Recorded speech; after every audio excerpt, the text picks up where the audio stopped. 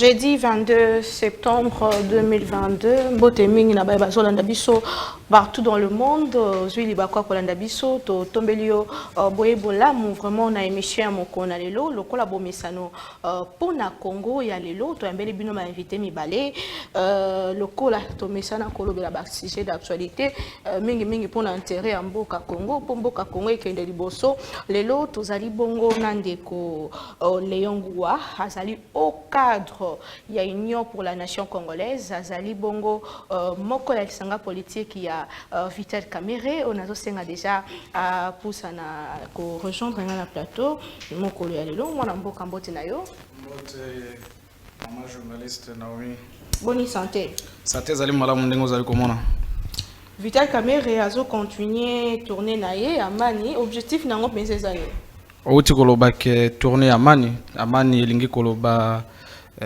kimia na lingala amani ezali na Swahili ndelingi koloba na lingala kimia donc azali na kati ya tourner ya kimia ya koluka koyoka baimboka nini bakokanisa pe nini toki kosala po ete kimia ya solo ezonga na mboka na biso ya Congo précisément na STC kazali kosala tourner na ye azoli ke makanisi na ye to pe tourner na ye ko aboutir disika to moni diplomatie ko sala penza musala makasite armée ko sala musala vraiment ozonga sa kimia te est-ce que ko kenene na est rapporter ni mais boye bien ete Vital Kamerhe azali une expérience na makambo itali kimia kati ya mboka oyo yango bapesa ikombo ya pacificateur ezali po na sentimate ezali po ayebi likambo ya mboka oyo etali kimia na yango alingi a partager expérience na ye na population pe na bakonzi wa kokamba mboka po ete toyeba lolenge ni toki kosala ete kimia ezonga na kati ya quelque part ezobungisa ba election te po na loba na bana est que atako to kimia ezongi te boza na minoka favorable na président Tshisekedi bolanda makambo ya bato lokuta te ezali malamu te kolobaka esika koloba biloko mususu ezali na esika nango te pamba te tolandaki biso baso Vital Kamerhe tanga kusala tourner na ye bisika nyonso kusala ba meeting akoloba malamu ke na ye awa te koloba makambo itali politique na ye awa pona koluka kimia na ye awa pona swana binu pe na ye bisana ba imboka nyonso ete esengeli na biso baso tozala na kati ya cohésion bomoko toloba liloba moko po ete kimia ezonga na kati ya Congo donc ezali eloko moko te tali politique balanda biloba loba ya bato na ba réseaux sociaux te Vital Kamerhe azali concentré pona kopesa makanisi na ye pe expérience na ye pona kimia e ba kozonga na kati ya mboka na biso précisément na STC kazali to komingi penza honorable Léon na toza vraiment na songa oza na yo na plateau na biso ndeko mibale azali bongo kabiliste de sang c'est pour rire azali bongo ndeko FCC to bien malamu maître Jano Lopepe nazo senga déjà à rejoindre biso na plateau mwana mboka mbote na yo merci pour l'invitation madame oza sous représenté oza déjà habitué à plateau na biso pour na Congo. Bon, pour le Congo, tout ça, pour nous, tout ça, ça m'a cassé sur notre Congo lelo. Donc, la piscine botte na ba Congolais, nous sommes basés partout dans le monde. Surtout bah qui nous au bazar au monde a passé le col en bazar qui n'espère que Félix a reporté quelque chose dans la quotidien, malheureusement, bazar victime, il y a escroquerie, il y a promesse, il y a des coups lomo. Donc, bazar la courage, bazar la déterminer bientôt tout ça en 2023. Ils a année moko rouge. Les mêmes peuples nazala qui victime et escroquerie à promesse aza censé récupérer souveraineté naïe et ya couper ça on va candidat ou ya se plaire donc base na makasi nelika qui 2023 solution et mona ba to ebele ba travailler na Félix le président actuel bazaki qui pena Kabila et ça la donde ni tango mutu mo azaki na lobili kamba kabiliste de sang bandeko ba bini na lobela azaki na ngamba Kabila lelo comme ofinga Kabila comme penza Tshisekedi makasi ça la donde bon ça fait très mal hein penebi que ozobo autant comme on a essayé de Willy Bakonga Willy Bakonga moto sala ki ba vidéo à monsieur Leki Mikoleleki mais et ça passe parce que il faut que la classe politique nous a besoin de porter un changement dans la classe politique. Malheureusement, il y a des camarades il faut dénoncer dans les médias. Pas plus tard que récemment, c'est là qui serment que dans au cas où il va quitter Kabila à cause de la politique. Malheureusement, comme la politique éthique est à la gâter, la la politique moralité est à la gâter. C'est comme ça, on est même, dès qu'on a mis ça en face, on est même Kamerhe. Après, le dossier n'a si c'est à 60 millions de dollars, à qui na est, à qui na courage même. Il y a qu'on réunit encore le peuple congolais sans toutefois qu'on reconnaître les fils qui est scandaleux et seulement qui n'a procès à 100 jours. Donc, et ça notre système, ils ont marwaming comme on a que non, bateau oh ba congolais, baza ko pesa bango ba fona bango, baza ko pesa bango ma kasi ya ko représenter bango na carte de institution, ce sont bateau baza na éthique politique té, baza na moralité té. La politique est dynamique, donc je peux changer de position, les lobes dans lobby. Mais il n'y a pas de problème, la politique reste dynamique. Politique est une mutation perpétuelle. C'est normal. Mais pour l'instant, quel est le message à la jeunesse ou la jeunesse? C'est ça maintenant le problème. Il y a eu prenons le cas comme, je donne le cas comme il y a Madame Oyo, comment elle s'appelle encore? F. Bazaïba. Regardez les propos de Bazaïba vis-à-vis de Ndeko Tshilombo. À l'époque, elle était encore dans l'opposition, endeuillée au gouvernement. Regardez ma vidéo. Donc, à un moment donné, et qu'on commence à bien journaliste, il faut qu'on soit baimboka, il faut qu'on soit peuple congolais à travers la mission, la histoire, qu'on rappelle passé à mort comme on parce que et ça m'a monté. Quel est le message des jeunes dans la mission de la politique, dans l'éducation, moralité dans la que nous continuons la politique, au Ibinayo, comme les gens scandaleux, ma caméra, justice, à quitter, au Aïba Kimbomote, à la Kena Est, pas naïe, à cause de la campagne, à bêter les maboko. Ça, c'est quel pays? Donc, c'est très grave, mais bon, c'est notre système. C'est au peuple, il y a prochainement, il faut qu'on prenne qu'on mérite. Parce qu'il y a des cas, par exemple, des cas de Baouli Bakonga, des cas de Vital Kamel, je ne sais pas au nom de quoi, il va encore retourner dans la scène politique. Même pas une année, on l'a quitté récemment ici, même pas 6 mois. Mais il se précipite, bouffe, à qui tourner dans l'Est du pays, madame. Ça, c'est quel pays? Normalement, quand même, ce sont déjà. Il a été quitté par la justice, ça va droit l'union sur la correspondance. Oui, mais c'est parce que chez nous au Congo, c'est sur la valeur. On ne tient pas compte, il y a valeur à merci. Mais ça, il faut dans le personnellement, au courant, il y a Ndeko Kabila pour Nani. Non, mais écoutez, Kabila, c'est un choix. Lorsqu'on a opté à soutenir le combat, c'est basé par rapport à combat, il y a vision, il y a programme. Nous sommes venus chez Kabila presque, on a fait un mandat Kabila. Donc on est venu après, accompagner, comprendre la vision de Kabila. Par rapport à comment on est vers la fin. Contrairement avec les bisous, il y a déjà, par exemple, déjà comme des Mendy. Quelqu'un comme Mendy. Et là, on est Kabila, c'est monter.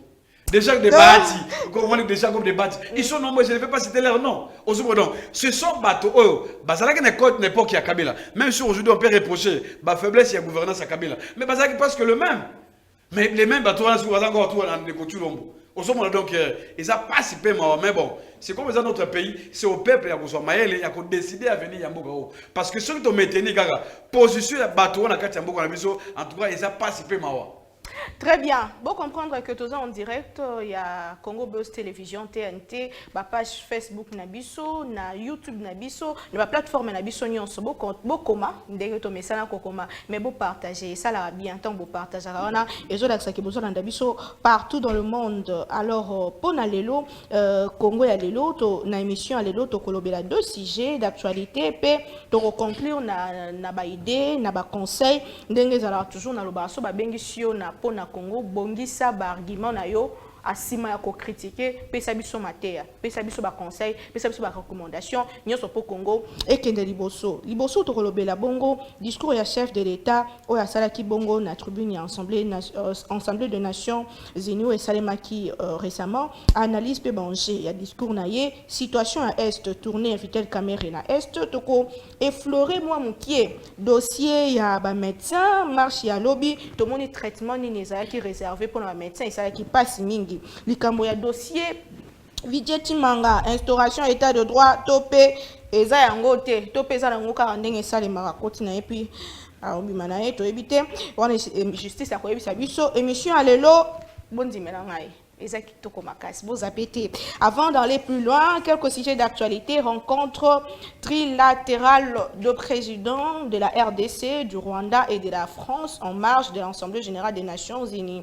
Kagame, Tshisekedi et Macron sont convenus d'agir de concert pour obtenir au plus bref l'application des dispositions du processus de Luanda, le retrait du M23 et les contentements de ces combattants hors de la zone de Bunagana.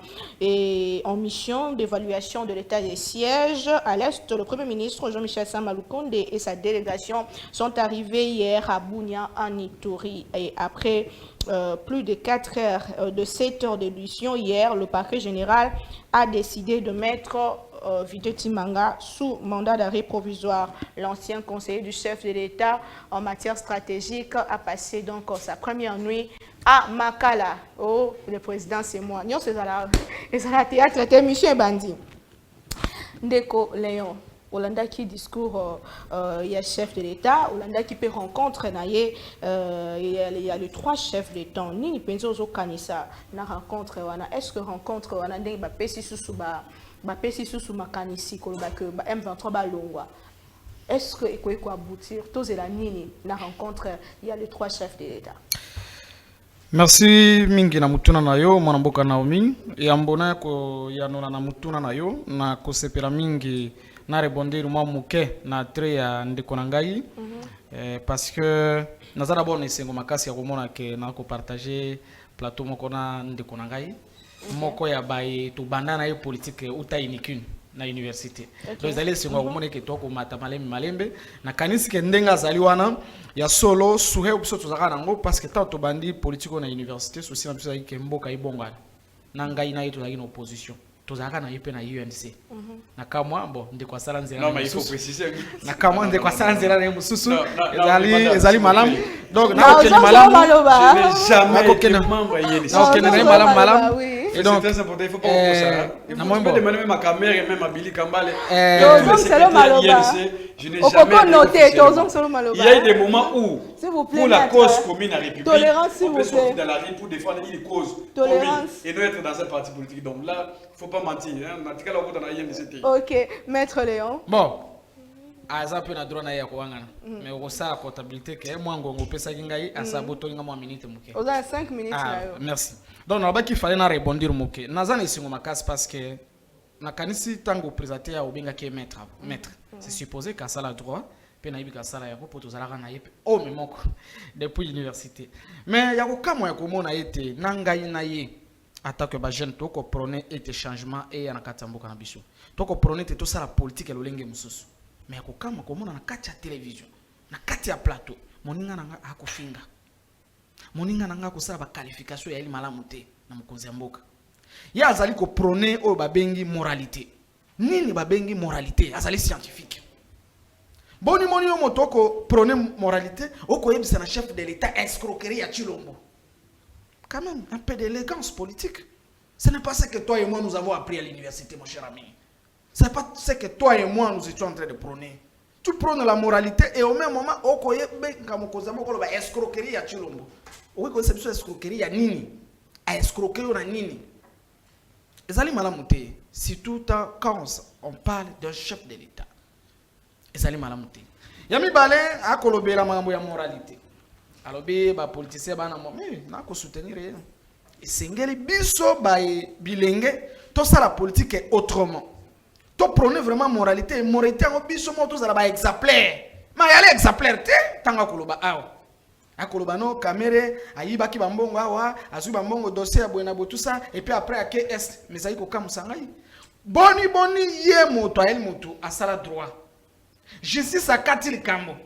Bango bayali parmi bato bande ko crucifier caméra ne kulusu. Soit disant ba na ba preuve. Soit disant ba mona ki yango. To mona mutu moko te na lingi kutute to bando zongela kalikambo oyo. Po yali malamu te. Biso bato to saka ba institution ya mboka.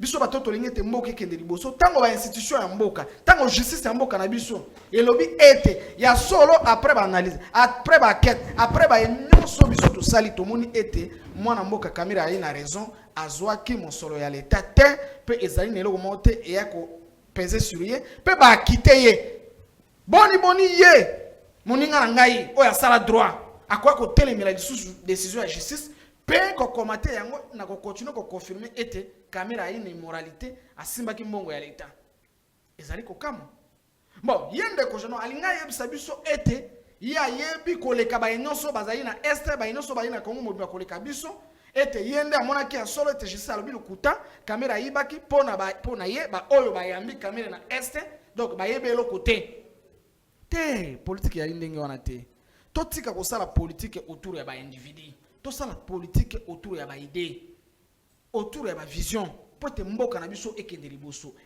auto ya inango attribution ba congolais e ko tinda biso e ko zongisa biso na sima oleke to avancer liboso donc esengeli na ndeko ayeba soka za ki informer te kamera ayalaki akite pe nenga ali wana ayali moto a mibeku asala mibeku na campus esika totanganga na ye ayebi ke soki justice ezui décision na ye ebimisi ya ayali na droit ya kokomate yango lisusu te pete na ngongo to kosola boye kamera ayali na droit na ye nyonso ya kosala politique ya kosala maye nyonso azali nango posa évidemment na ko respecter mibeko ya mboka ye lokola nana akopekisa ke kamera akoki kokende na ST kolobela likambo ya kimia moni ba mususu balingi kimia te na kati ya mboka na biso pona ko satisfaire ba politique na recadrage comme na kokende na mutuna na yo rencontre ya ba trois présidents na rencontre wana chef de l'état bana koma wana ndeko alobaki fallait to bando rappeler mutu nyonso politique na ye passé politique na ye mendeko soki to bandi kolobaka to rappeler mutu nyonso passé politique na ye okozana na sonya ko soutenir Kabila awa na kati ya nino okozana sonya ko soutenir Kabila na kati ya television awa yo yebi makambo nyonso amabe Kabila sala ngai muninga na yo yebi okowanga na te awa Kabila tianga wapi na sala ye nini ndeko ay moment to avancer débat parce que oyali na mutu ya modèle te oyo koki ko eko sabiso wa keto bana ko rappeler mutu nyonso oui nga na soutenir na ngai wili ba kongate et yena ngai ayebike parmi makambo biso to bundaki pe to ko bunda ete bongana ekota na kati ya classe politique bato lokola ba wili ba konga basala nini balongwa na kati ya classe politique presse biso ba jeune to komona ke mboka il faut tambola malamu to kota makambo ngo pour que mboka etambola rapidement au très 2 minutes ce qu'il faut ko loba makambo etali passé politique moto ko landa po miloba ko yali Kabila pire simple soki na ebite ko loba nini ndeko moto ko azali modèle te soka yali modèle o sanga na domaine nini ya politique ya Congo na biso donc makamba passé ozali moto oyo ko kolobela yango te na songi na mutuna na yo ya discours ya mokonzi ya mboka na Nations Unies d'abord ya liboso tika na féliciter mwana mboka Félix Antoine Tshisekedi Tshilombo chef de l'état na discours na ye alakisi ya solo kayale lombe alobaki ndenge mobala alobaka pe ba congolais bisika nyonso bazwami ba ko sepela bozali na kati ya ba réseaux sociaux boko mona ne ba congolais ba ko sepela ba ko encourager mokonzi ya mboka nesika to banaki kozela mwana mboka ye wana discours ya lolenge wana etikala kosalema te na Nations Unies et pas le président moko te ya Congo avec un ton ferme ya koyebisa na bae ya ONU ke sengeli solution ezwa et puis à l'immédiat ba congolais ba yebi yango kata mokonzi na ya ko défendre a batikala kosala discours ya ndenge lolenge wana te donc ya liboso ya ko féliciter mokonzi ya mboka na discours wana to sepri na yango makasi pe to koyebisa ye lisusu ete biso ba nyonso ya Congo to yeli sima na ye donc soutenir ye pour te kimia e ba kozonga na kati ba retomber à discours wana ozala ba retomber pona kende malembe pour mona ke ba retomber ya li 1 minute olandeme kaka ya après discours bolandi yango bisika baso il a fallu que président français na ba konzi mususu ya monde ba vandisa mona mboka Félix Tshisekedi na mona mboka na ndeko Kagame o ba kutungisa biso na este pour te ba kosolola pete kimia ezunga na yebisaka na bayimboka nyonso ete biso ndenge tozali awa tozali condamné ya ko vivre ensemble na ba voisins na biso nyonso ti ndenge mokili ekosilaka tozali condamné ya kozala na bango ezali solo liboso te est-ce que le solo wana nde la solution tomoni bango na Luanda bakeli gauche droite ti bakomi na France ya solo comme ma solution solo ya liboso te soko olandaki discours ya chef de l'état malamu alobaki ete ngai na mboka na ngai na baya ngai to lakisi bonne volonté na biso pe to kei envers bato to sali oyo tokaki kosala po ete kimia e ba kozonga pe to e ba ko vivre en harmonie na ba voisins na biso ezali lolenge ya malamu ya kosalela makambo po ete kimia e ba kozonga to e ba kozala kimia bien na ba voisins oyo ya biso Mais est-ce que Emmanuel Macron a un médiateur ya malamu to yebi déjà par rapport ni bango bazala na Rwanda? Est-ce que a un médiateur ya malamu poto tirer motema? Tout le monde peut observer biso. La diplomatie balobaka, lorsque la diplomatie échoue, ce qui intervient c'est la violence. Biso il faut que nam naba phase nyonso ya diplomatie. Pour que lobby bato ba ko lobate kete. Bino pona ni boké na lolengi oyo. Ezala que ça faiblesse. Ezala que ça faiblesse. Ezali faiblesse te. Tozali ko lakisa na monde entier. Bonne fois na biso ya kozala malamu na ba voisin na biso. Ngonga pe ekokoma pe ezali kokoma déjà et kopusana et soki ba solution est monanité parce que mokozi ya mboka lobaki na discours na malamu soki ba solution est monanité dans un bref délai. Biso en tant que peuple tokomizwa à charge. To ça ni to ça la guerre. Non, quand on a mutuna teke ya kosala nini. On ne peut pas gérer un pays sous le coup des émotions. Malobaka ba stratégie politique était to ba stratégie, il y a tout un état dans la télévision boité. Et yeba été soki diplomatie et échoué tina souka biso tokozwa ba disposition mususu. Et ce n'est pas les liés awa ya koya koloba nini mokonzi ya mboka to gouvernement ya république et kozwa comme décision pour toyeba ko benga na banguna. Très bien.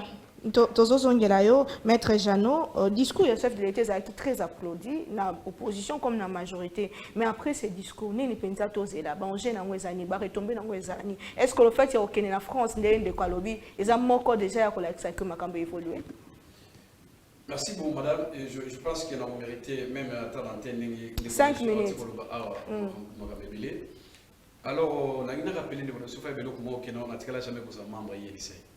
Donc, surtout, depuis que Kamera quitté Kabila, Bitakwira, tous les CG qui sont partis on a INC. Je n'ai jamais été membre INC, jamais en aucun cas. Donc, il ne faut pas venir par sentiment que le c'est jamais. Participant à la réunion INCT, dans la carte INCT, peut-être que la cause commune. Que non, on sort dans la rue, vous êtes là, dit que non, je suis dans INC, na ebilo konate. Bon, peut-être par Moutoube, par magie, par mensonge, on a consolidé aussi la populisme. Mais deuxième élément, il a parlé de Maramouya, escroquer. Mais oui, nous avons ça s'aimer, non? Nous avons les autres sur base de ma promesse. On se comprend? C'est base de ma promesse. C'est là où je dis il y a l'escroquerie parce qu'on a escroqué le peuple sur base de ma promesse que non, on va modifier ces pays. C'est par rapport à ma promesse qu'on a que non, on a utilisé ce mot-là donc. Il ne faut pas déranger donc, c'est très important. Mais la question à Camer encore, je ne veux pas qu'on contredise les décisions de justice. Je m'incline d'accord, c'est la justice. Mais il y a une justice populaire, il y a un peuple congolais. Vous pensez que tout le monde a ses plans de décision de justice à Camer? Eh bien, mais prévenez que non, Camer aux obéis de la étoile on a plateau. Tiens, ma vidéo, madame, c'est que tu as régi. Ma vidéo, j'ai vu dans une vidéo, peuple de 57 millions de personnes dans la vidéo. Qui a manipulé ce peuple? Non, madame, s'il vous plaît, madame, laisse-moi le temps. Sur le peuple congolais, pour là où il est, place basée la caméra dans la campagne, le peuple a émis qui non. Écoutez, caméra qui a accompli la mission là-bas pour la dialogue. Caméra dit qu'il faut un dialogue entre le Congo et les deux pays, le Rwanda et l'Ouganda. Et basé sur la carte de la mission, donc, je ne veux pas qu'on soit belé, pour le Bango. Ceux qui m'ont peut-être à l'époque, c'est parce que si tu étais manipulé. Rose a manipulé à l'époque, parce qu'à l'époque, on a beaucoup utilisé les étudiants pour la connue au régime. Si vous avez parmi les lots là, qui vous avez arrêté par rapport à Moussala opposant comme acte vis-à-vis, il y a Bébé Kouamboka. Quel est mon problème dans tout ça? Tu n'es pas les seuls. Si on tombe dans le courant, où est le problème? Aussi, on a inventé ce que c'est Kabila Zamabe, mon caméra au tabac. Ce qui Kabila Zamabe, caméra au tabac.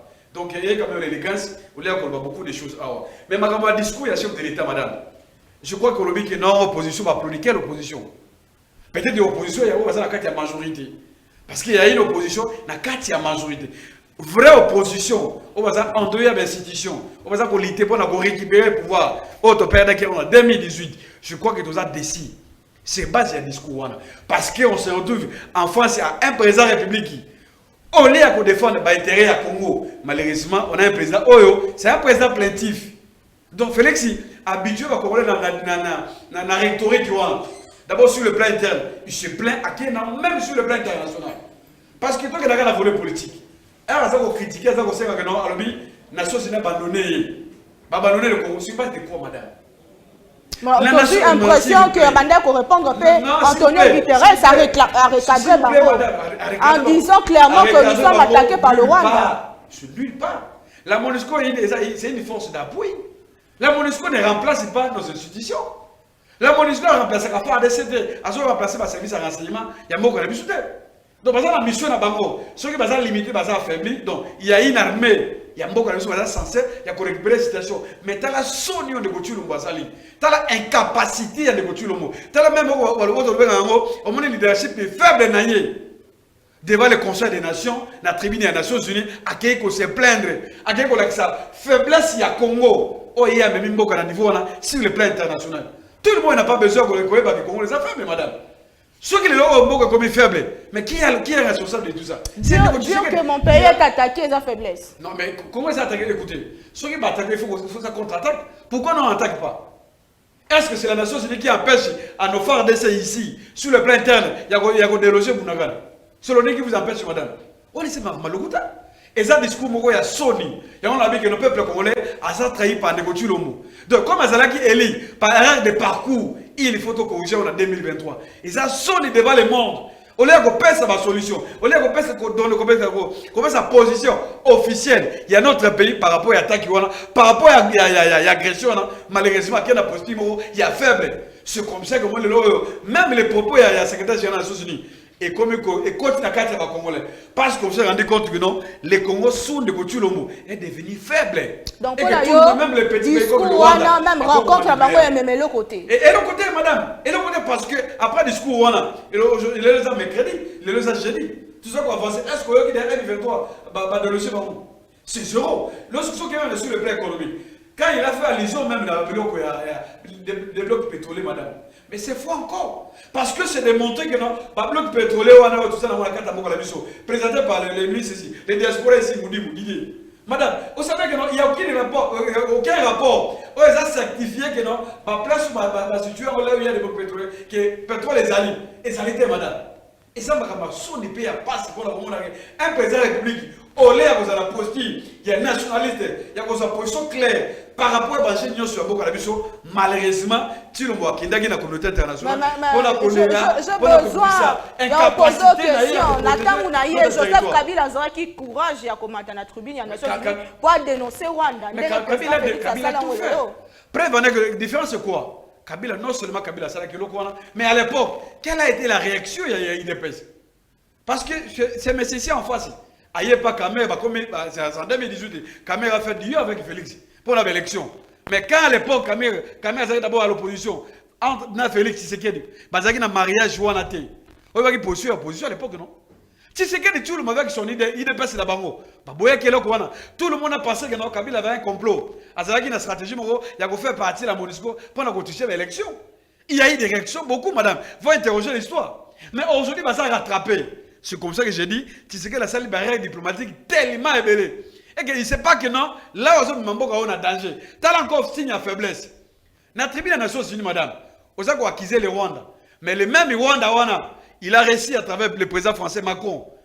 Travailler, c'est depuis longtemps qu'on est contre Rwanda. C'est depuis longtemps que la France a fait la médiation. Pour qu'on réconcilie entre les deux pays. Parce qu'on s'est rendu compte que non, au Congo, le Congo est faible. Oya comme si Congo fait benani, c'est tu le mot. Oya baby si fa dessinani, c'est de tu le mot. C'est comme ça que l'unique solution comme il faut un dialogue entre les pays voisins. Or, surtout un véritable président capable de protéger notre territoire, je crois qu'il fallait imposer le monde notre position. Malheureusement, ce n'est pas le cas. Parce que la diplomatie a négocié. On est capable de diplomatie. Le lot, je suis par là, madame. Diplomatie n'a pas la limite dans le souhait. Imaginez-vous, madame, si c'est que la un ancien président de l'Union africaine. Mais lorsqu'on a suivi même le discours, il y a son homologue, Macky Sall, il n'a même pas fait allusion pour le Congo. Quelle ignorance, madame. Et c'est là où nous disons, diplomatie de voyage, Jouana. Oh, il y a les alliés zéro. Et là, non, et la question est que Congo a parti dans 4 Afrique. Quand il y a agression, il fallait d'abord sur le plan africain ici, il fallait qu'on ait la solidarité.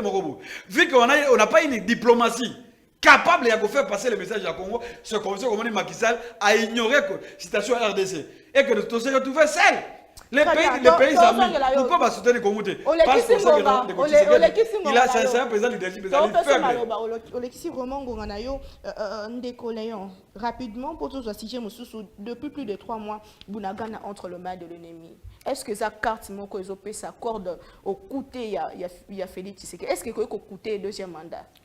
Yambo na ko na mutuna na yo ticket na rebondi le susuma moke mais na kosenga na yo o me ko tala ngonga na yo okomona ite ndeko na ngai azuma alekisi na une minute sikoyo na kanise to kotikela ngape mwa ngonga na loba oyebi ezali ko sala nga mutema pasi ya komona ke ndeko na ngai jado aza ko continuer na politique ya sentiment.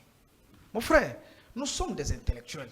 À un certain moment quand on parle ici, il ne faudrait pas qu'on amène nos propres sentiments. Ici, on discute des questions d'État. On doit éclaircir la population. On ne vient pas ici comme ça l'apologie à Bissomoko. On ne vient pas ici raconter n'importe quoi. Nous ne sommes pas sous l'arbre, nous ne sommes pas dans la rue. Non. Ici, nous sommes à la télé pour éclaircir la population. Mon frère, à un certain moment dans des questions d'État pareil, il faut enlever les sentiments. Je dis et je les répète. On ne gère pas un pays sous le coup des émotions. Ndenge ndeko jano alingi to gérer mboka na ba coup de ya émotion ninga okanis.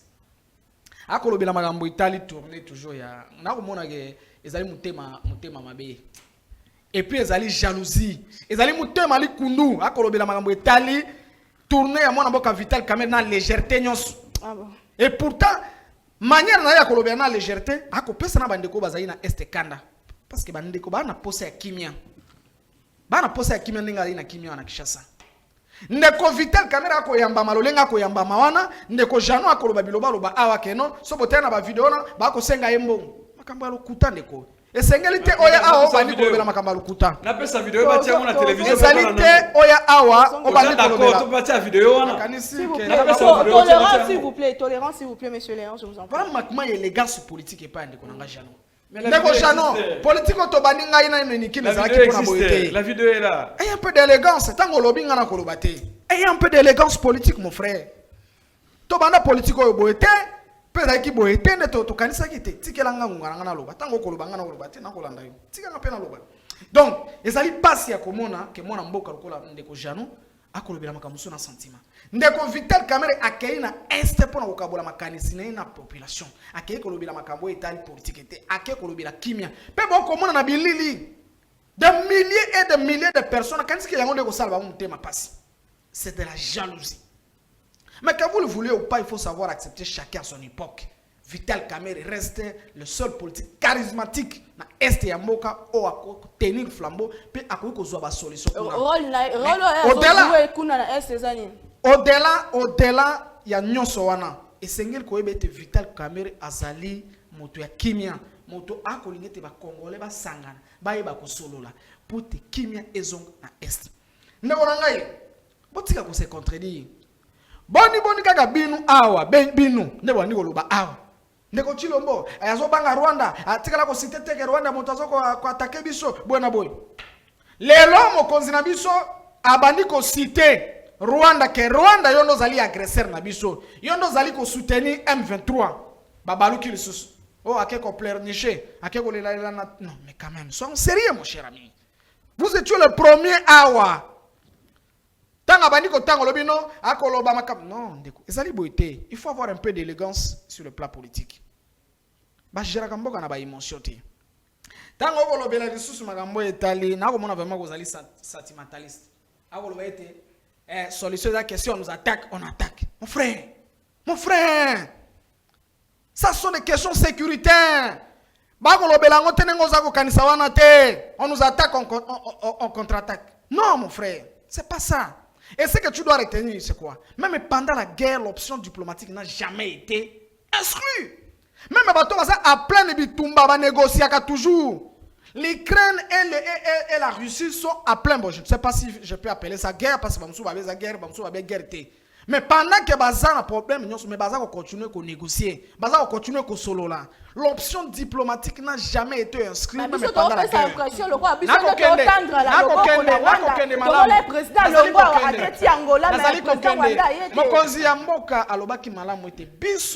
ba ya Congo na hospitalité nyonso tozaki nango tosi tolakisi na mokili mobimba bonne fois na biso ya vivre malamu na ba voisin na biso mais ba voisin ba kolakisa ete bango bakanisi balekisi mayele ya solo botikela biso aussi ngonga botala o biso to sala. Pourquoi vous voulez mettre le chalet devant? Non, quand même. Tant que l'obéit, contre-attaque. Mon frère, on ne peut pas s'engager dans une guerre en désordre comme vous voulez là. Et la stratégie, il y a place sécuritaire, ne se dévoile pas ou ne se fait pas. Donc, on contre-attaque. Vous vous imaginez d'abord les conséquences lorsque vous voulez contre-attaquer. Car parce qu'il faut contracter. C'est du populisme, ça. Conséquences, et nous ne sommes pas. Nous ne sommes pas dans la nous ne sommes pas dans la politique du populisme. Non. Non. On ne peut pas exposer notre peuple à ce point. Mais mon frère, tu ne vas pas oublier que c'est depuis Kabila que nous avons un embargo. Il y a pour protéger Mboka na biso. On ne peut pas s'engager dans une guerre par sentiment. Il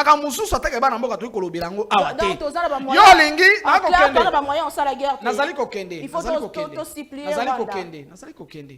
pour avoir les moyens de faire la guerre, qu'est-ce qu'il faut? Ce n'est pas que nous n'avons pas de moyens. Parce qu'il faut déterminer les moyens. Vous parlez des moyens financiers ou vous parlez des moyens matériels? Il faut déterminer. S'il faut partir dans les moyens matériels, mais mon frère, il faut continuer avec la négociation. Nous devons continuer comme le fait chef de l'État dans la négociation. Quels que soient les moyens, quelle que soit la forme, lever mesures ou étaler embargo, il y a biso kusoma manduki. Nous devons commencer d'abord par renforcer notre logistique militaire, sécuritaire. C'est à ce moment-là qu'on peut s'engager dans une guerre. Et donc, c'est comme ça que j'ai dit que option au Italie, diplomatie, et ça l'a exclué même pendant la guerre. Mais ma soeur, que vous le voulez ou pas, que nous partions à guerre ou pas, nous sommes condamnés à vivre dans la frontière. La question de Bunangana rapidement. Il y a solo qui ont passe. Na mutema lokola bana mboka na yango mukonzi na biso Vital Kamerhe akena este pe azui risque ya kokoma ti na triangle ya Bunangana. On ba question ko senga e ko tunama pona ko lakisa ba point rouge nazali kokende dotala mutema malamu mwana mboka Vital Kamerhe azali nango oya kozwa vi na ye mobimba na ya bana na ye na ya mwasi na ye pona ko tia na biso ba militant na biso ba cadre pona ko tia yango danger po ete kimia e ba kozonga na mboka Kongo. Na yango na kolobete ezali passe na motema ya komona ete mboka na biso ndambo ya kiteni ya mboka na biso ezali occupé par ba rebelle wana. Mais na kati na yango esengeli koyeba ete ba démarche ko salima diplomatie e ko continuer ete ba imboka wana basala nini ba yeba kolongo kati. Pamba te lobi kaka awa. Toti kolobete réunion uti ko salima. Ba négociation e ko continuer. Ko solo e ko continuer to yeba c'est quoi le vrai problème? Pe esengami ete bandeko bayeba nini bayeba kobendana. Laissons le temps au temps. Il y a solo ezali ezambala liboso te. Mais la diplomatie n'a jamais été exclue. Je l'ai dit. Non, ezali jungle te. En attendant bon laissons front congolais ezali barimere ya bandeko na ba réseaux sociaux pour na déstabiliser pouvoir à place. Mais politique va ça le lingi wana te. Il faut pas utiliser démagogie pour nous faire la politique. Ils allaient mal monter. Bandeko ba ko mabikoma comme na ba réseaux sociaux. On se ko boke kuna mbongo ya Congo zako mbongo nini bakolia. Soki ba olia mbongo ya Congo te mbongo nini bakolia. Nani pesa ina ba prêt ba ko la seke mbongo ya Congo yekolia. Avant de jamais. Donc bandeko ba na mboka ba yeba. 2 minutes. Ezolo mama que Vital Kamerhe kena est poisson a discuté au moins na ba M23 pour na koluka ndenge nini koluka solution. Est-ce que ça solo to luka ya wana uti koloba awa bilobalo ba yabatu na ba réseaux sociaux. Bilobalo ba yabatu na réseaux sociaux. Tozo même hypothèse na bango ezali ya solo. Mabe ezali wapi? Potango Vital Kamerhe azali na ba meeting nyonso akosala bisika nyonso ya leki. Akoloba ngo a haute voix ke na kosenga na ba ndeko ya M23 bayeba ko se retirer na Bunagana bayeba ko tika mabele na biso pe asengi na bayimboko bazali na kati ya mouvement wana ba ko sanga na ba Rwandais ete bayeba ko yoka pasi ya mboka na biso ba bendana batika ko sunga munguna po tayeba ko déstabiliser mboka na biso bwana zali ko yebisa bango te boni bato balinga ko interpréter ka kutana kina bango soki wapi soki na butu soki ndenge nini pour ka kendo sona mais soki na lobi boye ma sœur tout est au sa population tous les moyens sont bons pourvu que kimia ezonga na kati ya mboka na biso c'est ça il y a ça intellectuel à ça la droit je crois qu'atanga mo ba cours mususu ya ba relations internationales ils liés na ba diplomatie tous les moyens sont bons pour que nini kimia ezonga na kati ya mboka po bandeko bazali kuna susi na bango zali nini kimia esala nini ezonga bango pe batambo ndenge to kotambo na Kinshasa bango pe balia basala ba fête na bango basala makambo na bango et susi na biso union pour la nation congolaise pe ya Vital Kamerhe pe ya mokonzi ya mboka ezali yango wana pe to kotika te ba imbo kifo ba yebete biso tozali sima ya mokonzi biso Vital Kamerhe tozali sima ya idéologie na ye peut être kima e ba kozonga ce n'est pas pour azali pacificateur. On a rappelé que comme des 100 jours Bunagana toujours na maboka bangunda de commettre l'OPP rôle ya opposition na makambo nyonso ezali soit ezaka bino Félix alors que maboko nini mboka eza maboka manguna pourquoi bozo attaquer ka Félix bino rôle na bino na ngam na bino na makambo ngo ezani. Non mais madame Webi aux autres na question na za osika parce que na hoki ya makambo mingi belé mais bon nazo comprendre c'est normal. Bah continuer au salaire kinzali lo mais au moins les politiques azolo bakano élégance il faut qu'on change ba idée mais il faut qu'on changer parce que na opinion le oyo quelqu'un comme Kamerhe ce to creuser encore to tunata bala mikie Kamerhe cause sous modalité parce que même si position na bakita mais eloko wana déjà ça là etika la vie na ye mobimba histoire wana les procès sans jour donc c'est très important bon ba congolais mamaga ba innocenta donc ça ce n'est pas ça c'est pas notre problème peuple wana fotaka à ça concerne ngo le même peuple ba na vidéo wana à ça concerne parce que ayebi yango malaki ba spectacle ko sala kuna na est wana mais na okima maka bele mingi ndiko leso lobi awa na ko sunga ifo ayebelo ko moko lorsque vous luka paix ba luka paix sur base avec une force au cas comme biso to comme des faibles. Donc, quand on négocie na ba Rwandais, on négocie na ba rebelle à Bunagana. C'est parce que tu es faible. Tu es incapable de faire des loger bango. Et ça l'armée na biso, et ça service à renseignement, et ça la diplomatie non sur la incapacité na yango. C'est comme ça qu'on vous dit allez négocier. Il y a eu combien d'appels déjà au M23 à se retirer na Bunagana. Pourquoi se retirer? Il y a eu le Rwanda Nairobi awa, Bakei na Rwanda, plusieurs déclarations. Au cas de M23, va appliquer un mot. C'est parce qu'on est faible. Et au lobby que non, voilà, tous les moyens sont pour la Golgaki. Mais oui, d'accord. Mais pas imposer ça. Ici, c'est un État souverain. À ça, en face, il y a un groupe de rebelles. Oh, bah, même pas 100 000 hommes. Ou bien même pas 50 000 hommes. À ça, en face, il y a un gouvernement qui est capable. Il y a quoi, un petit bango. Et aux autres, on va faire discours, voilà, campagne. Il y a qui, mais quelle campagne il y a qui, madame? Donc aujourd'hui, écoutez, ça c'est le discours qu'on a fait croire à l'opinion ici à Kinshasa. Même si c'est vrai, Azar campagne na Rwanda. Vous voulez dire, bon, vous voulez dire, armée na biso dans ma case, c'était pour na commettre fait na Rwanda. Non, madame. Tala, Rwanda, ceux qui vont attaquer les lots, il va attaquer. Alors ça, la droit à réciprocité. Et entre les États, il y a ce qu'on appelle ça rapport de force. Les Congolais sont devenus faibles. Comment un groupe de rebelles comme M23, basé moins de 50 000 hommes, pour les besoins qu'on déloge par côté. Qui est derrière tout ça? C'est comme ça que j'ai dit, il y a un complot. Moi, même actuellement, raisonnement, avant même CG Yaoni, à lancer des débats sur le dialogue, il y a 3 pays, on a caméra osée. Donc il y a une stratégie déjà mise en place au fur et à mesure qu'on a dévoilé par rapport à l'Okwana. Parce qu'un État digne, quand il fait même allusion, donc il va maman Ukraine, mais écoutez, il faut pas que maman Ukraine, ah monsieur, on se compare Ukraine à Congo. Ukraine m'a la guerre, mais ça on se défend le territoire.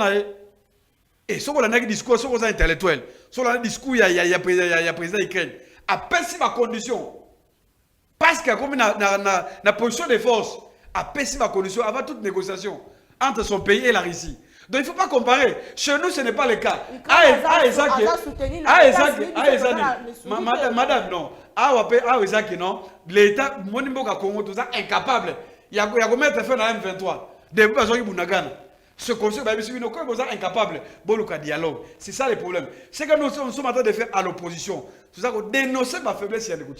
Parce que quand il était à l'opposition, c'est ça qui a plaisir, la légèreté à tout moment qu'on critiquer. Kabila fait ceci, Kabila. Mais aujourd'hui, non. Aujourd'hui, tout comme qu'on l'a qui ça y est, maintenant tu es à la tête du pays. Comment on gère la crise? Tu as la crise à Mouké, le Kola, à côté d'un dossier à Mouké comme F23. Mais tu sais que ça sorti. Et tu sais que tout le gouvernement, ils sont incapables. C'est comme ça que madame, l'État a imposé sa paix. L'État, s'il veut mettre la paix à côté de qui met en boca. Il n'y aura pas assez de conséquences parce qu'il y a une stratégie, on ne peut pas dévoiler. Non, quelle stratégie? Liée à ça, il y a INC. Mais ce qui se passe, c'est ma stratégie militaire. Dans le niveau du conseil de défense, il y a bien le gouvernement. Si le gouvernement est incapable de répondre par rapport à Batan Touana, mais lui il parle de plaisir parce qu'il vient à la télé, on ne peut pas. En clair, l'opposition, il faut dire d'abord que non, l'opposition a dénoncé le leadership est faible. Cette faiblesse, il y a négocié, il y a côté sur le plan international. Par rapport à l'incapacité du gouvernement sur son leadership pour mettre fin par rapport à la crise avec les M23. C'est là que tu as dénoncé en gros. Deuxième élément, il faut que non? Sur le plan diplomatique, pour échouer. Les seuls moyens, c'est quoi? C'est d'abord des retours sur le plan interne ici. Travailler sur le plan interne avec notre FARDC. Parce qu'on a l'impression que non, Tshisekedi a affaibli notre armée. Normalement, la défaillance est commis tellement et belle la carte d'Abiso. Voilà pourquoi tout ça, il faut une solution. Et la meilleure solution, il faut que non, Tshisekedi d'Azalek élu par erreur de parcours. Il faut que 2023, l'élection est malade, de sorte que tout le président a la capacité, madame, de protéger d'abord notre intégrité. Parce que c'est parmi les prérogatives constitutionnelles. Le problème aujourd'hui, c'est Tshisekedi. C'est très important. Parce que Kabila aujourd'hui, tu sais que Kabila, ça qui part qui est allé seul, c'est qui? C'est Tshisekedi, il y a eu des révélations ici à Kinshasa. M23, pourquoi on n'a pas fait allusion à ça? Pourquoi on n'a pas bombé la peuple? Au moment, il y a un autre lobby que non, on est allé signer la trahison. Le Togomi Sassi va imposer le Congo le dialogue. Parce que tout ça faible. Ceux qui ont la capacité, il y a une contre-attaque directe par rapport à l'autre, sur quoi le discours est arrêté. Donc, dès que vous voyez que non, qu'il y a la plateau, c'est bien, mais il y a eu des faiblesses à tous les niveaux. Comment expliquer? Le nombre de voyages, il y a la diplomatie. Il parle sur l'embargo. Mais l'embargo, ce qui est diplomatie, c'est ma casse. Pourquoi on n'a pas travaillé pour faire élever le coin? On a vu la communauté internationale à travers l'Union européenne, les États-Unis. Qu'est-ce qu'on n'a pas entendu, madame? Les discours que nous, voilà, diplomatie assistante. Mais il fallait qu'on balaye le coin. Et cette histoire-là, la Libye, non, parce que l'embargo est comme un partiel. Il y a d'autres pays qui sont capables. Il y a des pays qui ont armement, il y a des pays. Mais le fait que comme le Congo, bon, ils sont dans la caisse à l'État, ils ont pas poche à bateau, n'a pas détournement, le corps n'a pas poché à 100 jours. Nous, on les va investir. La carte d'armée. Et comme il y a hier, c'est grave.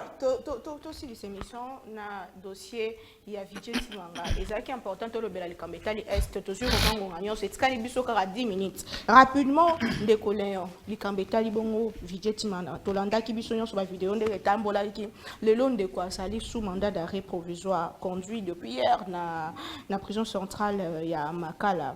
Est-ce que photo, bête dans Maboko, l'instauration état de droit? Mwana mboka Naomi, merci na mutuna. Mais yambona kene na mutuna na yo, bolimbi simuke na meka kore cadre ndeko nanga Jano, mwa muke. Ndeko Jano. Sengelo yebelo moko. Na sina bisa ki on ebandeli ke à un moment il faut éviter bas sentiments. Nous sommes dans un plateau politique aux populations à kolanda biso, azana posa ya ba éclaircissement, ya makambo lelenge nini eko kotambola. Tango koloba mamboza koloba awa. Mais il ne faut pas oublier, cette guerre n'a pas commencé aujourd'hui. Yo yebi yango, utanga na utuzana na université, nako kende, tika na loba. Yo yebi yango, bitumbo ebandi lelo te. Yo yebi pe ndeko wako soutenir mokonzi na oyo. Okoloba awake Félix Tshisekedi azali ko affaiblir, j'ai l'impression que Félix Tshisekedi a ko affaiblir armée na biso, mais soni tango koloba boy. Moto a ko affaiblir armée okoloba wana, yo tiki soldat. Mon cousin tiki soldat na salaire à combien? Na moins de $100. Na ngongo toko solabo soldat congolais a ko futa ma plus ou moins $400. Na ngongo toko solabo. Mais mon cousin nae atika ki? Mon cousin nae atika ki soldat congolais na salaire à combien? Faut otika biloba lo baire moko. Boni moto a ko affaiblir. Oya ko bakaza ko affaiblir armée, a ko matise la armée yango ata mo salaire muke, mais oyo ya ko kumisa atika ki na moins de $100.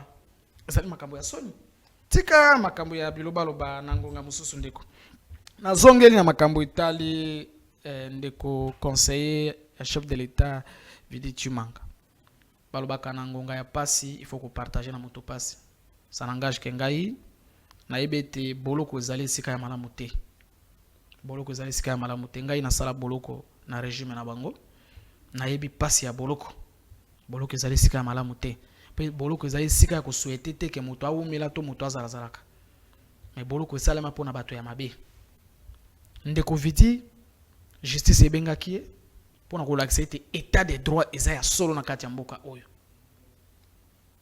okose rappeler ke ntango ndeko Kabila bandaki kogere liste moko esalemaka sur demande na ye moko ndeko Kabila ayebisaka na ministre à l'époque azalaka soki conseiller spécial en matière je crois ya makambo yango ya justice ndeko Luzolo Bambi ayebisaka ete asolola ayeba kodresse liste ya badétourneur ya mboka boyebi esalemaka liste ya basaiten ndeko jana koki koyebisa biso lelo suite ya liste wana oyo epesamaka mpe bapibliaka yango na Jeune Afrique mpe boyebi yango bozali babazisa yango ndeko jana koki koyebisa biso ndenge Kabila atiki bokonzi akei suite ya liste wana ezalaki nini moto moko te ata demi moto moko te atikala kokangama ata bainvite ata na parke ke batuna ye bayeba mais lelo na régime ya mwana mboka Félix Tshisekedi il faut kondima ezali te pose une opposition on dit nakokende nazali kokoma bandeko bazoloba ke komi nango lokwa théâtre to okotala malamu bawili bakonga bakota baiteni ndongo na koti okotala malamu procès so bato nyonso babima na bango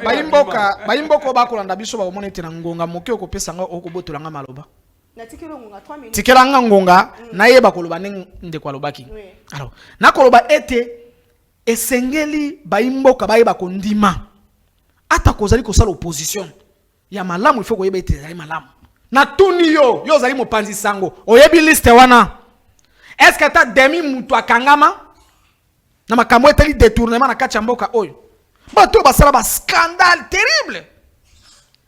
Ils ont détruit ce pays et puis ayebi yango ngai na ye tozalaka na opposition ce n'est pas pour rien na kamwe kelelo akomwe kosala apologie ya ndeko Kabila na ba nyonso wana ezali pasi na mutema mais lelo na régime ya mwana mboka Félix Tshisekedi vous allez accepter avec moi que qui que tu es na kati ya mboka oyo soki justice ebengi yo soko sali mbeba justice ekokanga yo pe kosambisa yo. Mais une chose que vous allez oublier parce que vous avez ça en les yeux, ah, que mais ma soeur, la justice c'est quoi? Est-ce que l'obami que ceux qui bakangi mutu ne kaka mutu wana coûte que coûte faza na tort? Ba benga kana mutu. Tango moni ke ba yebisi ke no ba sali na ndeko Vidi mappé mandat d'arrêt provisoire. Qu'est-ce qu'on appelle mandat d'arrêt provisoire? Ya ye bazali juriste. Ezali ke panda bazali ko auditionner yo, bazali ko akete nanu, balobi ndeko po ya ko kimate to bombi yo nanu. L'état tout ça la ba akete, to yeba nini le kaki ya solo. Soko yali na raison, justice ako libérer yo. Mais soko yali na raison te, justice ako sani ako kanga yo. Ko bisanga te ke ba nyonso ba kangama babima. Lelo nde to ko solo la boy. Ndeko ya société soki soko soki ni na bo sani kombone. Ayali ti lelo parmi ba kangama na makambo tali 100 jours, ayali ti lelo na boloko. Pour être justice sali ba akete na amoni ke ya solo ndeko détourna kimbongo azali kuna. L'état de droit c'est aussi innocenter les innocents. C'est ça l'état de droit. L'état de droit ne veut pas dire que ceux qui moto bakangé donc coûte que coûte hier il faut katika na boloko ata kwa sala ki mabete. Mais ba politique comme mandenge moko to comme ngo akoti et puis abeli et on bat bemisaye pour Maman Naomi okoti magambo ezali kobela esenge na bakongolo bakolanda biso bayebeloko moko omoni eloko babengi expérience na vie pour cause en expérience il faut vivre yango nanu na kolobelo ko ngana yebi awa boloko wana msubo yoka yango na sango d'abord esenge liko yebeloko moko si quand même to ko sala émission soki ka bakangi porte babi to ko bima lisuste ata journée moko komi d'abord komi boloko et puis ko satira ngo ninge zalaka c'est normal que moto soka koti boloko abela est-ce que pekisami na moto ya koti boloko abela? Quelles sont les conditions en kuna na boloko moto iko bela te? C'est normal. Lelo ye ako ganga na ba réseaux sociaux na zo kolanda ye même na plateau na Jimmy obakangaki Jimmy azo bela bazo libérer te bona boy. Azali na droit na ye ko réclamer kazo bela.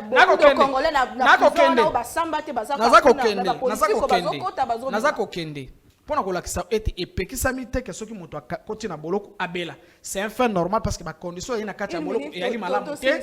Donc eza normal ke soki moto akoti akoki pe kobela, eza pe droit parce que eza pe droit na ye soki abeli ya kosenga ete ayeba kozwa ba soin na ye, ce n'est pas pour rien. Ba tia centre médical na kati ya makala yango, ba tia yango liso pe na ba instance musu na ba hôpitaux ya l'état. Oyo soki moto pe asengi ba akende ko se soigner, à se soigner. Sont des dispositions oyo se tia na kati ya mibeko na biso. Donc on ne peut pas faire un débat sur ça. Je reviens toujours sur le dossier de Vidi Tshimanga pour confirmer ici que, pour une fois de plus, le chef de l'État, son Excellence Félix Antoine Tshisekedi Tshilombo, est en train de prouver au monde entier que l'état des droits devient réel ici en RDC.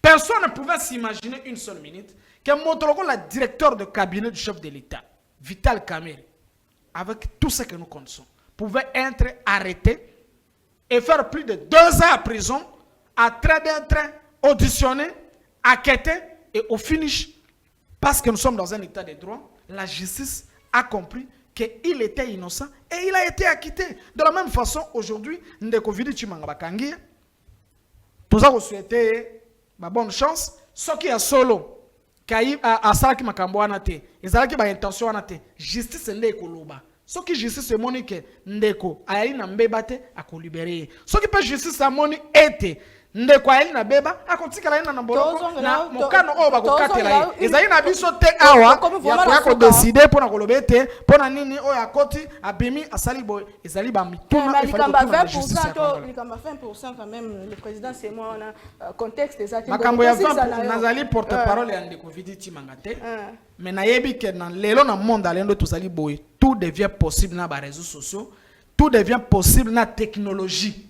Le président c'est moi on est technologie. Nazali koloba boy. Na lobi na monde ya lelo. Ndeko Jano ayebi que tout devient possible avec la technologie. Bakoki kozwa Ndeko Jano ba tie wana mais bazui maloba ya mama Naomi ba tie bakomi pe kotuna mais boni mwana mobala koloba ko na mwana mwasi boy. C'est possible na technologie ya lelo. Mais na lobi te ke ya ndenge wana mais nazali ko supposer. OK. 20% tout ça. Monsieur, tout bozo ba pe mingi état de droit exact Ndeko Vidi Tshimanga yona alali na makala mokolelo alors que azab moko ba proche ya chef de l'état. Est-ce que to ba instauration état de droit zokotati? Vidi Tshimanga a juste été victime. Le problème c'est Félix lui-même. Le problème c'est Félix Yemoko Tshilombo. C'est lui le problème madame. Le président de la République. Mais c'est lui-même le problème laisse-moi passer un temps madame. C'est quand on le base, vous m'attendez. Dossier à Vidi Tshimanga. Les dossiers de Vidi Tshimanga aujourd'hui, ils ont deuxième spectacle. Au régime, il y a Tshisekedi Tshilombo. Alinga pesa ko la peuple congolais. Que non? C'est comme le dossier à 100 jours. Tout le monde tire la vie de tout le monde est sorti. L'homme que tu fais allusion là, a demandé la polarisation à bon côté. Les procès 100 jours, tout le monde va kena. Mbonga ba congolais et kena. Ils ont deuxième spectacle. Tshisekedi Tshilombo. Na régime na ye. Balinga pesa ko peuple congolais. Pas na créer encore base. Parce que le peuple a eu la suite de maladie. Tu as eu la suite. Mais aujourd'hui, madame, laisse-moi le temps. Madame, cette distraction, Vidi Tshimanga, c'est un victime, il y a Pamba. Na kati ya entourage, il y a Tshisekedi Tshilombo. Ce que justice est là, il n'est pas le seul. Il y a d'autres conseils, je ne vais pas citer leur nom ici. Oh, bah, c'est la raison, madame. On a qu'à trouver Tshisekedi. On a qu'à y voyage. Tala batu mingi bazaka na nini na yewana na kati ya délégation na yewana. Tala nombre de conseillers wasala bango madame. C'est tout un réseau mafieux instauré par ces régimes de l'écouter. Madame, laisse-moi madame. Laisse-moi le temps. Ozobanga nini? Rapidement parce que ouais dibi ouais Vidi Tshimanga bimi na vidéo yango ozoloba. Mais ozo na vidéo te za wapi? Ce sont des gens qui Tshisekedi a ramassé bango na poto. Babana kosola nulle part. Ayena bango awa a bombardé bango na poste wana. Et c'est même des conséquences. Parce que bato basala ki nulle part. Au Moussa on peut se bango comme conseiller spécial en matière stratégique en ça. Quel a été le contenu il y a fonction là? C'est zéro. Donc c'est ils a pas ce mawa. Peuple voyez ba que non, tala bato oyo fotaki bango. Tala moto Tshisekedi a pesa qui est pouvoir. Tala bato ni yaza na kati ya tourage na ye. Donc, ils ont raison de restaurant la 4 madame. Il y a eu beaucoup de choses dans le passé. À l'époque, quand il y a eu un scandale, il y a Mouchima ici, le dossier, 3 500 000 $ avec des banques. Il y a eu des fuites avec, à l'époque, l'autre conseiller, Félix, suite à ça, madame. Des cas sont légion. par rapport à régime. Donc, ils ont une autre distraction. On va y aller avec peuple congolais. Votre mot de la fin, rapidement. Notre mot de la fin, madame, ils ont clair. Il faut que le peuple aille pas. Que Tshisekedi a échoué. À tous les plans, madame, il y a sécurité à Boka, il y a l'économie a échoué. Et les seuls moyens au sein du peuple congolais, il faut que le peuple soit prêt pour revendiquer la souveraineté. Parce que ceux qui ont dit que Tshisekedi tout le monde, la gestion de ma paix, la gestion de ma séculaire, le sommet à l'État, je crois que la République est en danger comme on ne peut pas voir un président de la République qui a leadership beaucoup à Soni Yamawa. Un président, au lieu de défendre le Congo, mais on a un président qui a l'air pas bateau. Un président plaintif, c'est comme si c'est le monde qui va porter des solutions et pourtant, vous avez ça, il y a des solutions. Très bien, maître, monsieur Léon, to Silisanayo, conseil ni noko kopé sa chef de l'État le long bonsoir caméra nabiso. To lo moni déjà que na régime nabiso penza franchement isemité. Il y a les bosso et sengre na bisana ba imboka ete. Il y a les bosso il fallait na bisana ba na mboka ete ndeko Jano azali juriste akwa simi pe makambo akoloba lokola ya ko confirmer que raison moko mafia azali kati na présidence. Mbongo asanjou ekela. Azali conséquent. Azali conséquent un peu d'élégance. Élégance politique. Je demande même élégance politique. Voilà ba invité au représentant. Et sengeli na ba imboka azali kwa simi moi de la fin na ngai Jano so ko tika ngai na loba yango ça une élégance politique donc nga nazali au cadre ya parti donc sengeli pas obenga na ba émission moko na bandaka ko ya awa bani ko discuter na ba militaire bazali na kati ya parti donc sengeli ba imboka ba yeba boy ke mokonzi ya mboka azali kosala maso na ba secteur nyonso itali mboka pete makambo itambola malamu pe bango moko ba secteur ya ko juger ya secteur moko elonde toko solo boye ba imboka ba yebi budget ya mboka ndeko Kabila tikaki yango na combien et lelo budget ya mboka tokomi na combien ba imboka bango moko ba ko juger yango donc pona ko sala ndeko Jano ke atika ba agitation na bikaza na agitation pa yebi na 2023 nenga za boye zali moto akobetama Tshisekedi moto akobetama tokobeta bango na élection na ba niveau nyonso modèle la fin na ngai nasengi na ba imboka nyonso oyo bazali kolinga mboka na biso oyo bazana poste te kimia ezonga baya ko partager na biso sure oyo na kolakisa pe na ko encourager mokonzi biso Vital Kamerhe na retour na yo akuuta este na ba risque nyonso auti kozwa to ba ko yambaye to ba ko encourager ayeba kokoba na tourner oyo na bisika misusu neti na ba Ituri na ba Bazuwele na ba Utuwele poete kimia eba kozonga kati na mboka na biso na yango na sengi na ba nyonso ya UNC oba kolanda ngai na sengi na binu nyonso pe na biso baso to ba ko se préparer pour na ko réserver accueil chaleureux na mokonzi biso ya UNC mwa Vital Kamerhe pour na ko encourager poete ayeba kokoba na kati ya chemin oyo pete kimia eba kozonga na kati ya mboka na biso na tondio mwana mboka Naomi. Honorable Léo, merci mingi ndeko Jano Pepe, merci maître. Tokutani prochainement pour na Congo ya mokona le suki ya tokutani mokolo ya lobi na ma invité mosusu mais toujours avec le même plaisir. Le Congo avant tout. Pour na Congo. Bye.